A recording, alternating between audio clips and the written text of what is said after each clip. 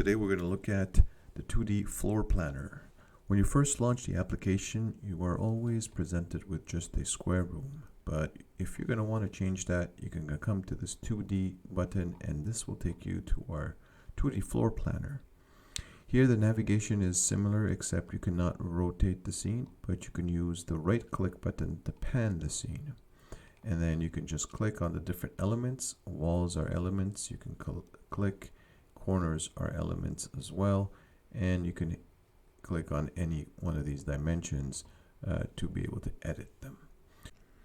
One important thing to note is that unlike other softwares, we don't allow you to design in this view. Everything is going to be done in the 3D, but when you're here, you're only building the walls. So only you have the ability to change walls, add walls, and edit walls. And once you've done with the layout of your room, then is when you go to the 3D scene, and everything is done in this scene where you would drag and drop windows, doors, and cabinetry and other furniture. When you click on a wall and you drag it, it's going to move in 1 inch increments. So if you're going to want to do something a little more accurate, you're going to definitely want to come and click on the digit here to be able to change it through this menu. Just be careful when you are in this menu here. You want to make sure your cursor stays here and doesn't come out, because then it'll disappear. So if you want to click, you come in here, you put in the number that you want, and then you click on the direction you want the walls to grow towards. The other thing you can do is click on the corners and move the corners as well. And you could bring them up, down, or move it in any direction that you want. They snap, the corners do snap at 90 degrees, so that's very helpful. And then what you can do as well is click on a wall and come and remove the wall. You will notice that the floor disappears as well. In our application, we need a full room to be able to have a floor.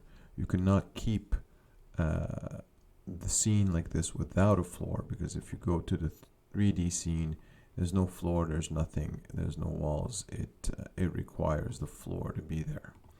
So we need to close the room, and by adding walls, we can do that. Simply, when you hover your mouse, you'll see that it will snap, or it will colors will appear like this, indicating where your starting point is. And simply you click and you move your mouse in the direction that you want to go. So here I'm just going to come down a little bit, click again, and then go to the right a little bit, click again, and come down again. And when I'm aligning with that other wall, it will snap and light up to indicate that it's aligned. So I can come to this point here again and click, and now I want to close my room, but here's one thing to be mindful of. I'll do it just to demonstrate. The only problem with this is that this wall now has been divided into 2 pieces, and that can cause a little bit of an issue when we want to generate 2D elevations. We use the walls. The walls are always the parent of cabinets. So in this case, you would have to click 2 times and it won't be a full elevation. So having 2 walls like this isn't a good thing unless you really need that. One thing you can do, of course, you can drag that corner. But what I recommend, the best way to do that is simply remove the wall that's not needed and grab the corner and stretch it for it to reach to the other side. Okay, and when you are in wall create mode, for example, by clicking add wall, so now you're in wall create mode, and the way you can get out of this mode, let's say for example I'm here and I haven't completed my wall, simply by clicking on escape will get you out of this mode, and now you're free to grab corners and join them together. The moment you see the floor, that's a good indication. And now that you know you have a scene, you'll be able to drag and drop cabinets onto your scene here. Another thing to note is the way walls get created from left to right. And when you look at the angle that's here, it's always in consideration from left to right. So this is going to be a 0. And as it goes up here, it would be a 90, 180. From here to here, it would be the 180, and the 270 from here going down. For example, if we look at this one, because it started from here and went down, it is a 270-degree wall. This one would be a 0. This one would be another 270. And this one, since it started from here originally and went this way, it's going to be 180. Okay. And then this one coming from this side, moving up, it's going to be a 90-degree. Now, when you want to change dimensions, and you come here and you put in your new value, the arrow that it's going to go towards is always the arrow when you're facing the inside of the wall and from the point that you started, right? So this one's going to grow up. Whereas from here, and I'm going to be inside here because it started this way, and I put in, let's see, I'll go with a smaller number in this case, and I click on that, it's going to come from the right, if I'm facing it from the right up. Another thing to pay attention to is the dimensions that are here for the width. This width right here is actually the center points from here to here.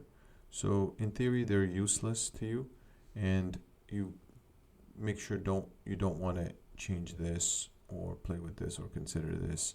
You always want to look at the inside of the wall or the outside of the wall as the dimensions that you can click and change from here.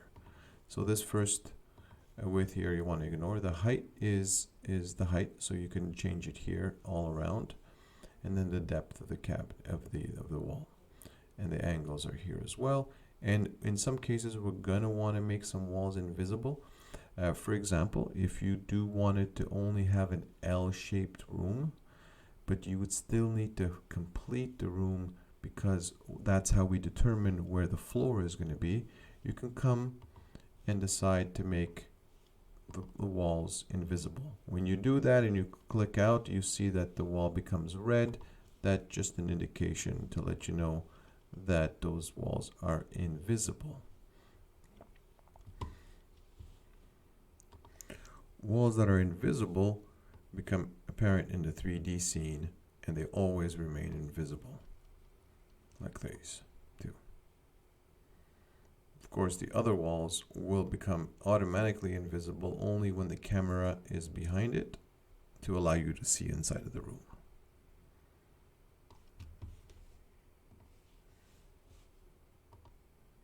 You could always come and add a wall inside of the room by simply clicking anywhere on that wall. You see it automatically splits that wall into two and connect it to another wall like this. And now you have separated rooms, and in this case everything's okay. When you're in the 3D scene, it creates those two different rooms, and everything looks good. The only thing I would mention here is that do not create floating walls. A wall basically that starts from another wall but doesn't end with another wall, it just floats. That isn't a good way to do it here, and I'll show you there's another way. Let me just show you the results that gives, just so you can understand. If I was to do this and then click on escape without connecting this to another wall, you will unfortunately not be able to see this wall in that scene. It'll just create that gap for that wall, but you won't be able to see it. So in order to have these kind of floating walls, what you can do is use these floor columns as a floating wall. and they behave very much like a wall. You can put in the dimensions that you want and the height that you need if you want to go all the way up, and the depth. So let's say 60. So now that could be used like a wall, and when you drag and drop cabinets onto that wall, everything works like you would expect it to. If you have things on this wall, you could also generate the elevations by clicking on it and clicking on the print button to generate the 2D view of that. What it will do is actually it will generate all 4 views all around this wall. In case you have cabinets on this side or on the other side, it will generate all 4 views. The other precaution is if you have cabinets on a wall and you decide to delete that wall for some reason. So the way the system works is that there is a parent-child relationship between the walls and the cabinets that are on that wall. And if the parent is deleted, then the child does not know where to go. So let me just show you how that would work. So if I were to remove this wall right there, first of all, of course, the floor is gone. But let's say I was to add new walls instead of that, and it could just be, anything like this. Now you see that cabinet, usually it'll find another place it won't disappear, but it won't know where to go, and it'll just find the next wall or somewhere to go. So you may have to come back and reposition those cabinets back into place. So ideally, once you are done with the floor planner, you want to make sure that you're not going to be deleting any walls. And however, you can definitely come and change their sizes, stretch them, or make them smaller. But be mindful of the fact that there is a parent and child relationship between the cabinets that are on it. You will notice that there is another button that appears when we finish creating the wall. Sorry, when we come and click on a dimension. Where is it? Let's say here. I'm going to make 150 in this direction. Okay, so this button here that appears, what it did right now, it's asking you whether you want the entire floor to get bumped out. So if you click on entire floor, it will reposition everything else because of the fact that we changed the dimension on an in-between wall. This wall is in between this and this, and we had it grow in the right direction. Well, the system wanted to know, do you want to change this 46 or not? So let me do that one more time so you can take a look at it. If I was to change this like this and say this way, well, it would bump into the other wall by clicking entire floor. Then it maintains the other rooms the way they are. And the final thing that we could look at here is adding another floor. When you click on add floor, you're on the second floor right now. So there's nothing right now, and simply by adding, the point of reference between the two floors would be this point right here. So if you want it to overlap perfectly, you may have to reposition the original point, but I'm just going to create a second floor plan that's a little bit similar, but it probably will not align perfectly with the first one. So it may look slightly weird, but that's fine. So now we can just, by clicking here and clicking here, we can go from one to another. I can see that they're totally not aligned with one another just by clicking it. But in the 3D view, we get to see both floors and decorate on two floors if we needed to. Just be mindful that we do not do a cutout on the floor. So if you want to have stairs, it may not look as the way you would expect it due to the fact that we're not putting in a cutout on the floors. You will also notice that the new rooms will not have any lights, so you're going to have to come and drag and drop a few lights in the scene in order to see nicely.